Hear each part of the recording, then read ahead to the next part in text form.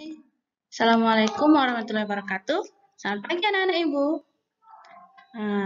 Baiklah, berjumpa lagi dengan Ibu, guru bimbingan konseling kalian. Sebelum kita memulai pelajaran hari ini, sebaiknya kita berdoa. Doa dimulai.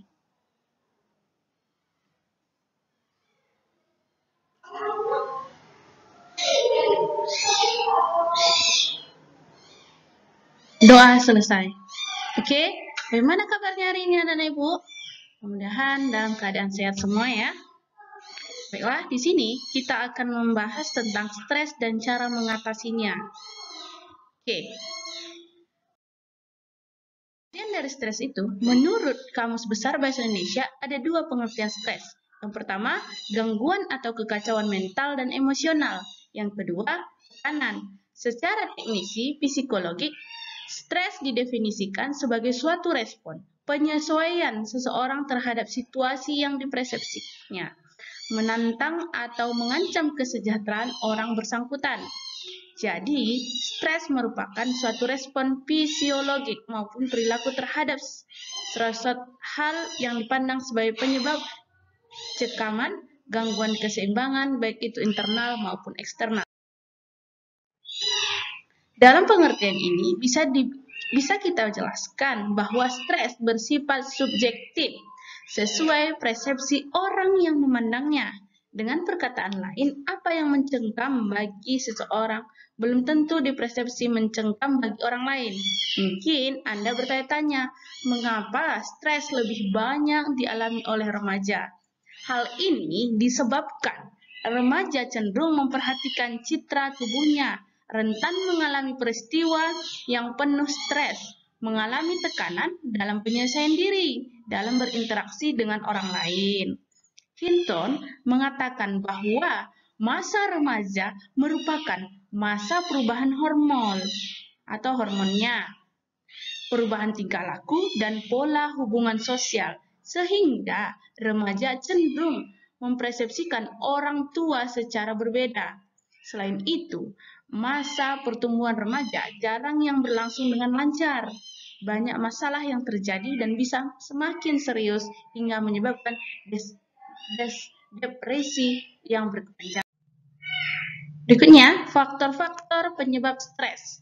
Di sisi lain, stres adalah sumber yang dipersepsi seseorang atau sekelompok orang memberi tekanan atau cekaman terhadap keseimbangan diri mereka.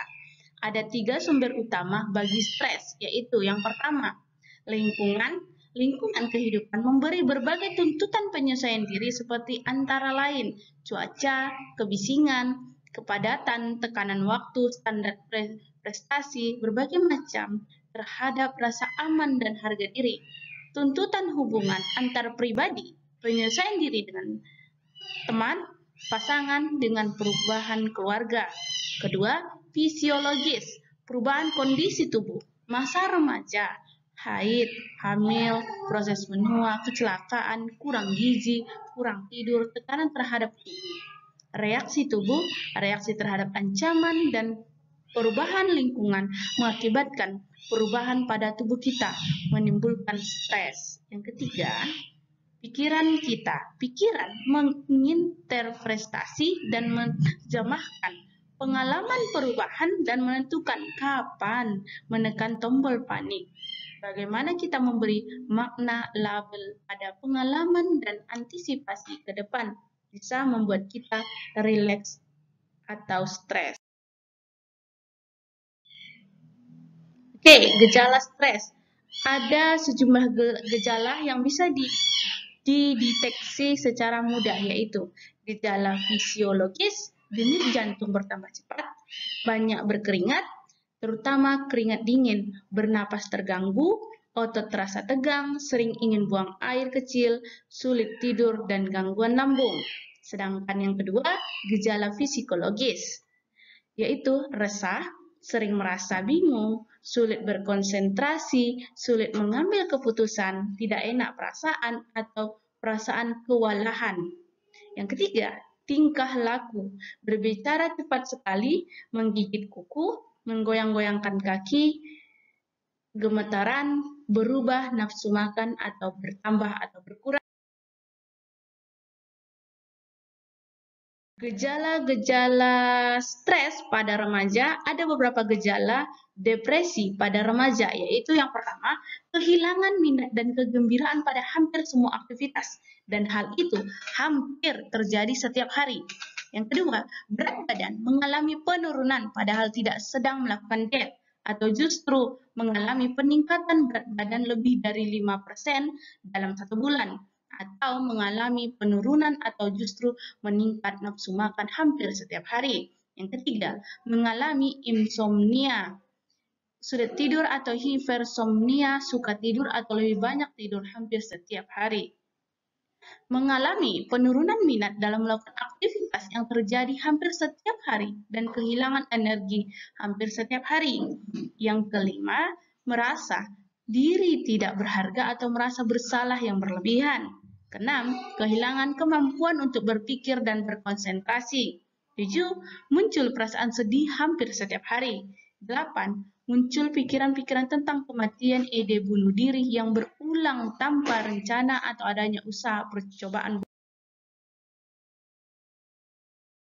Oke, dampak akibat stres. Yang pertama, dampak fisiologis, yaitu gangguan pada organ tubuh.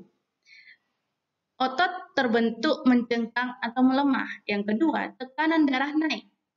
Kerusakan jantung dan arteri. Ketiga, sistem pencernaan mah atau diarrea. Kedua, gangguan pada sistem reproduksi. Amenote, tertahannya menstruasi. Kedua, kegagalan ovulasi pada wanita. Impoten pada pria, kurang produksi semen pada pria. Ketiga, kehilangan gairah seks. C, gangguan pada sistem pernapasan. Baru yang keempat, gangguan lainnya seperti pening, migrain, tegang otot, rasa bosan. Dampak fisiologis. Keletihan emosi, jenuh penghayatan ingin merupakan tanda pertama dan punya peran sentral bagi terjadinya burnout. Terjadi depresi atau depersonalisasi. Dalam keadaan stres berkepanjangan sering dengan kelemahan, keletihan emosi, kita dapat melihat ada kecenderungan yang bersangkutan memperlakukan orang lain sebagai sesuatu ketimbang seseorang. Pencapaian pribadi yang bersangkutan menurun sehingga berakibat pula penurunan rasa kompeten dan rasa sukses. Dampak perilaku, menahan stres menjadi distres. Prestasi belajar menurun dan sering terjadi tingkah laku yang tidak berterima di masyarakat. Level stres yang cukup tinggi berdampak negatif pada kemampuan mengingat informasi, mengambil keputusan, mengambil langkah tepat. Mahasiswa yang stres berat seringkali banyak membolos atau tidak aktif mengikuti. Cara mengatasi stres. Untuk mencegah mengalami stres, setidaknya ada 3 lapisan. Yang pertama, lapisan pertama yaitu dengan cara merubah cara kita melakukan sesuatu. Untuk keperluan ini, kita perlu memiliki skill yang relevan. Misalnya, skill mengatur waktu, skill menyalurkan, dan skill mendelegasikan, mengorganisasikan, dan menata. Yang kedua, lapisan kedua, strategi kita menyiapkan diri menghadapi stres atau diet, rekreasi, istirahat, atau meditasi. Yang ketiga, lapisan ketiga yaitu stres. Strateginya kita menangani dampak stres yang terlanjur ada kalau diperlukan meminta bantuan jaringan ataupun bantuan profesional. Menangani kecemasan menghadapi ujian. Cemas menghadapi ujian atau stres adalah salah satu bentuk stres yang lumrah dihadapi oleh hampir semua orang. Bagaimana kita sebaiknya menangani stres tersebut? Cemas menghadapi ujian adalah respon kita atas situasi ujian. Respon yang kita peroleh dan ulang sejak kecil, yang sepertinya juga semua hal peroleh belajar lainnya. Respon tersebut bisa berubah. Kecemasan dalam kadar sedikit, tidak apa-apa, malah bagus sebab bisa memotivasi kita untuk belajar lebih giat, mempersiapkan diri menghadapi ujian. Namun demikian, apabila kecemasan tersebut sudah berlebihan, bisa menjadi distres, justru akan membuat prestasi kita terganggu sebab kita tidak bisa lagi berpikir dengan jernih.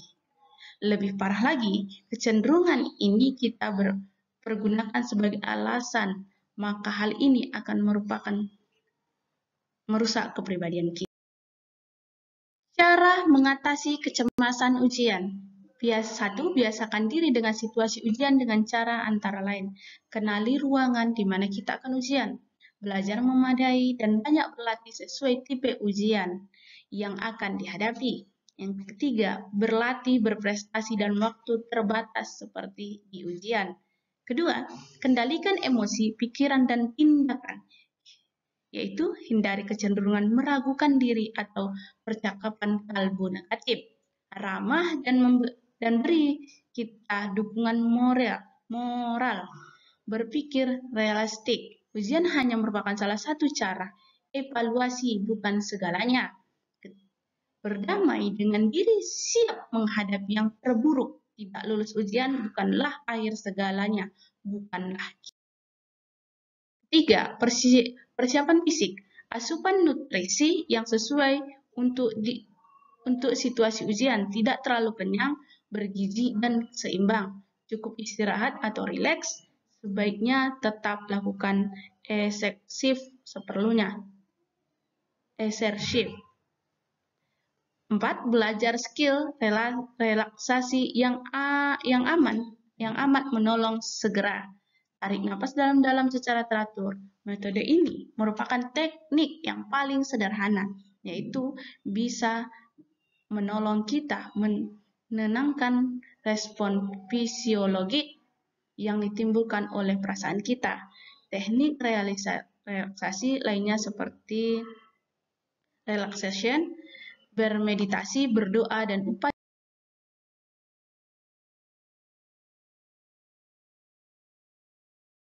Cukup sekian materi kita hari ini. Tugasnya tetap sama, dibuat kesimpulannya, kirimkan ke Classroom atau ke Google Classroom atau ke grup WA ya. Oke anak-anak Ibu, ingat 3M, menjaga jarak, memakai masker, dan mencuci tangan. Oke, cukup sekian. Assalamualaikum warahmatullahi wabarakatuh.